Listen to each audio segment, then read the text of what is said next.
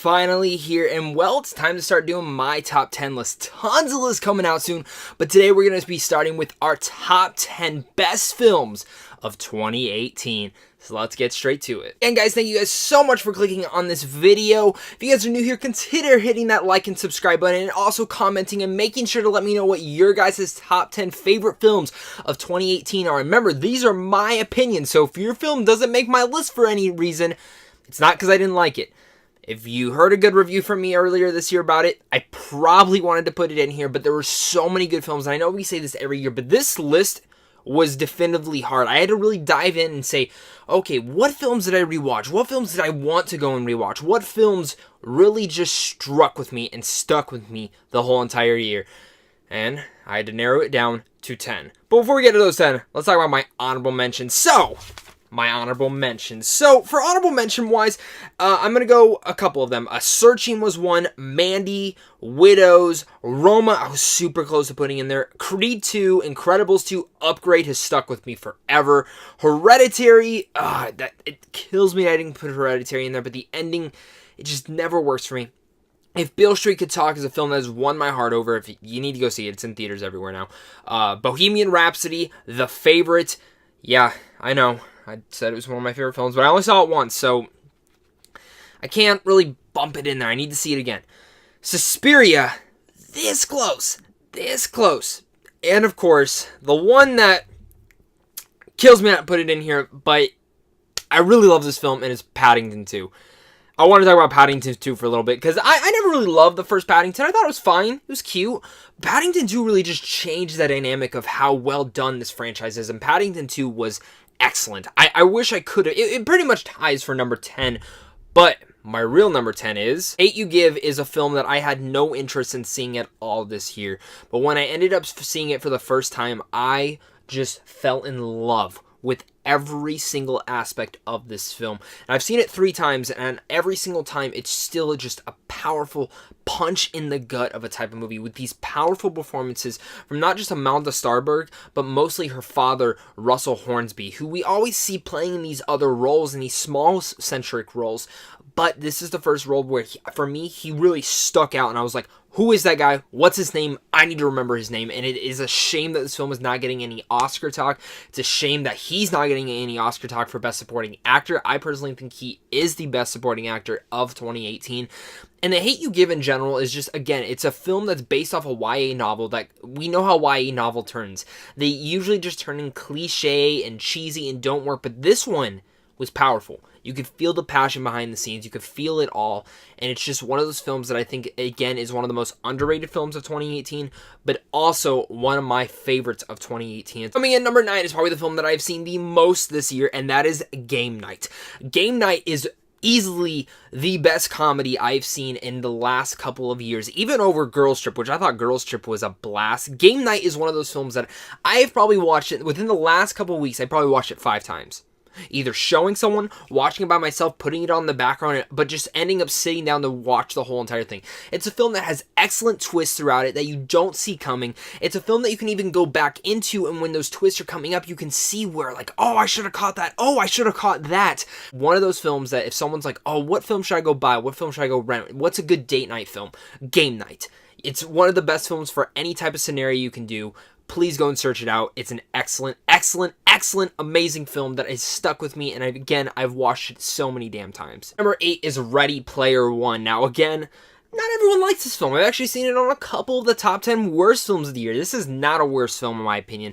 For me, this is one of the first films in a while where it brings back that Spielberg magic of the original films that he made when I was younger. You know, like bringing back Indiana Jones vibes to me, like that kind of magic when I was watching Spielberg movies for the first time when I was younger. And Ready Player One, again, brought back those memories. Again, this is a lot of nostalgic trip, and maybe that's why I like it so much. But again, this is a film that I saw at a press screen.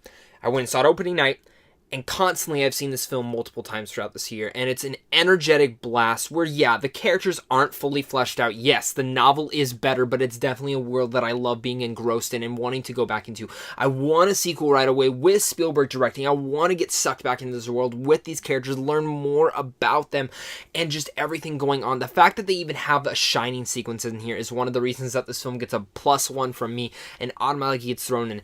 Also, one of the best racing sequences ever created is in here, and some of the visual effects in here just still are jaw-dropping to me. Coming in at number 7 is Mission Impossible Fallout. Now, Mission Impossible Fallout is a film that, again, Mission Impossible Fallout.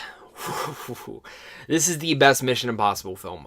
It has the best score out of all the Mission Impossible films. For me, it has the second best villain in any of the Mission Impossible films. I'm not going to say the villain. I'm not going to get into that stuff. And I'm not really going to get into the story because I don't want to give spoilers away. But again, Mission Impossible is, again, also one of the best action films since Mad Max Fury Road, which is in my top 20 of all time. I love Mad Max Fury Road. The action sequences are taken up a notch. The performances are taking up a notch. This film just feels like at all angles there are stakes to be had. And that's some of the reasons why I love Mission Impossible Fallout so much. Tom Cruise gives his best performance as Ethan Hunt. I mean, probably just in his career. They really went for it in this one. Christopher McQuarrie nailed it. I'm just blown away by how good Mission Impossible Fallout is. It's a film that it's so far into the franchise that at this time there's kind of starts to lose steam, but in fact, it's just gaining steam. It never feels like it's jumping the shark like a Fast and Furious film. It feels all believable. All the stunts are so realistic. And really, when you look at this film, some of the best moments of the year have happened. Henry Cavill shotgunning, cocking his fist to get ready to punch someone in the bathroom. The Halo jump scene, the helicopter flight scene. It's all adrenaline filled, and it's one of those films that if you did not see in theaters this year, you missed out, my sir. Coming in number 6 is going to be Annihilation. Now, this is a movie that I saw 3 times opening weekend. Once at a press screening, the rest that weekend, and then once on Monday to prepare for a spoiler review for this film. And I've continuously watched this film. I've seen this film about 7 times this year after buying it on Blu-ray, and it's a film that I gravitate and always drastically go to. Not just for that creepy bear scene, which is one of the best scenes in all of 2018. Maybe it made my list, maybe it didn't, but it's a film that every single inch of this film makes me compelled to analyze it and look into it. It's one of the films that really just... I love Ex Machina. I still like Ex Machina more, but I think down the road Annihilation might actually kick Ex Machina out of the spot it is and bump it down, because I think Annihilation is an excellent film. It's a trip of itself. And it's one of those unique trips that I do have to recommend if you did not see Annihilation. I know this film wasn't for everyone. I know a lot of people were disappointed in it, but you have to at least give it another try. I think some people were expecting something different. I got exactly what I wanted from Annihilation, and I still find myself amazed and engrossed into this film. And number 5 is one of the most relatable films for me this year, and that is Mid-90s. This film was written and directed by Jonah Hill and stars Sonny Sujic, and again, it's not just because of the great soundtrack, but it's about young skateboarders just trying to get out going on in California, and it really reminded me as a kid, because I used to skate and I sucked at it. Well, sometimes, but I sucked at it for the most part, and I felt relatable to these kids because some of them are really good, and then, our main hero sucks at it, and I just was that kid when I was younger. I was that younger child, and everything he does, I was doing for the most part, or in different circumstances. And Mid-90s just comes to the point where it's just a fantastic coming-of-age film that's brilliantly directed and brilliantly written, that just feels all the most relatable to what it is in every single aspect of it. I love the ending. I love every single aspect. I love the score. I love the soundtrack. It's one of those films that, again, it comes to the point where it's so high on my list because of the relatability and how much that I could relate to this film and reminded me of my childhood. Mid-90s struck a damn good chord with me, and Jonah Hill automatically deserves this to be at my number 5. Thank you, Jonah, for directing and writing this film. Coming in at number 4, it's A Star Is Born. I love this movie. It's the 4th remake of these. Maybe I'm wrong, maybe the 3rd. I don't know. I've seen 2 of the other ones. This is definitively the best one for me. Bradley Cooper is phenomenal and here, gives the best performance of his career. He directs his film brilliantly, as I can say. Great writing. Lady Gaga, I still think is one of the best performances of the year as well. It's just so damn good. The music I listen to every day in my car. What is there not to say about A Star Is Born? I think this film is one of the contenders for Best Picture due to a lot of reasons. The editing, the cinematography, the way it looks, the story, the emotional beats. It broke me down. It inspired me and just did so much for me. And A Star is Born, I think, will raise a lot of stars. I think Lady Gaga is a star, again, who's reborn. We've seen her music career, but now an acting career. I think she'll be pushed more into the limelight. I want to see her more act.